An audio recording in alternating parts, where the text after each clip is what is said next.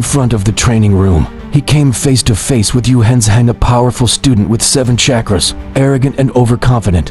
Yu Henzheng tried to intimidate Yunxiao, but who would have thought? With just a single sharp gaze, Yunxiao made Yu Henzheng tremble violently, as if the aura surrounding Yunxiao belonged to someone far more terrifying than anyone he had ever encountered.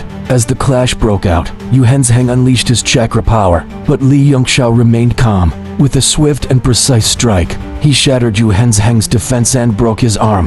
The pain and humiliation left Yu Henzheng frozen in disbelief. Before he could recover, a mysterious woman appeared, Luo Lanjuo. Not just any woman. In his past life, before reincarnation, Gu Fei Yang had once pursued her. Now, they meet again, but Luo Lanjuo didn't come to reminisce. She mocked him, saying he would never surpass her strength. Yet Yunxiao remained composed, silent, and unfazed by her words. He simply walked into the training room, leaving two confused opponents behind. Inside the gravity chamber with tenfold pressure, Yunxiao prepared to face 2 iron statues. Without hesitation, Yunxiao began training his body. Every movement, every breath was painful. The intense gravity made each inch of his body feel like lead. But Yunxiao didn't care. He endured it all. Blood dripped from the corner of his mouth. His muscles cracked, yet he pushed on relentlessly. Days passed. 3 days later, Yunxiao emerged from the chamber, battered and bruised, his clothes nearly torn apart. The other students were shocked, especially when they saw the iron statues inside. The room had been heavily damaged. Even high-level alchemists would find it hard to believe. Upon returning to the dorm, Yunxiao cleaned himself and began stabilizing his cultivation. But suddenly, he sensed someone approaching from behind. Instinctively, he slammed the person to the ground. It was his friend. Realizing there was no serious injury, Yunxiao casually reset the broken bone, then asked him for money.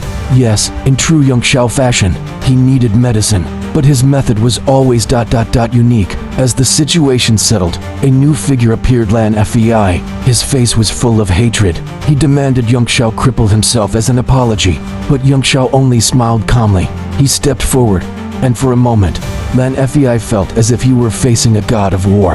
The aura radiating from Yunxiao made him hesitate. The battle was inevitable. Lan Fei's first strike was powerful, but Yunxiao blocked it effortlessly. His sword was slightly scratched, but it didn't matter. When Lan Fei struck again, Yunxiao countered with full force. In a stunning display, Lan Fei's sword flew from his hand, and he was kicked hard into a wall. The crowd fell silent. Yunxiao walked over, coldly.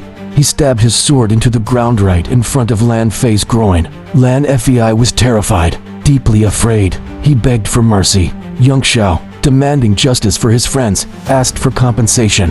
Lan Fei, left with no choice, handed over his storage ring and a large sum of money. His followers did the same, but one object caught Yunxiao's attention, a jade pendant. It was unusual. Lan Fei tried to explain, but Yunxiao took it anyway. As Lan Fei tried to leave, Yunxiao feigned another attack.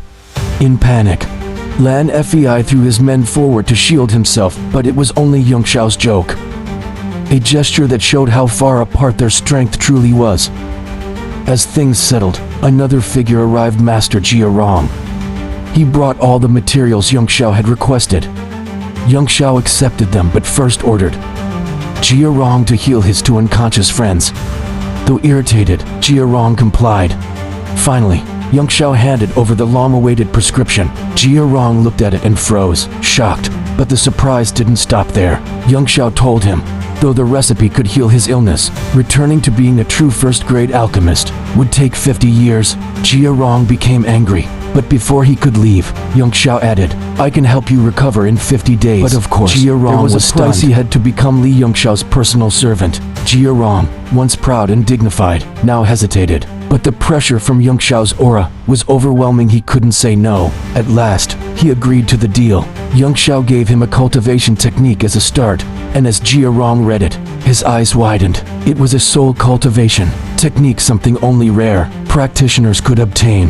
Li Yunxiao corrected him. From now on, call me Young Master Yun. And Jia Rong bowed. Yes, Young Master Yun. The next morning, at the Blue Jewel Academy gate, Jia Rong walked with a wide smile. In his hand, he tightly gripped the soul cultivation technique given by Yunxiao. Now, he was certain becoming Young Master Yun's servant wasn't a loss. It was a stroke of fortune. In his heart, he wondered, Who exactly is Li Yunxiao? Where did he get such powerful techniques? Is he really just an ordinary student? Or is he someone far greater than the world can imagine?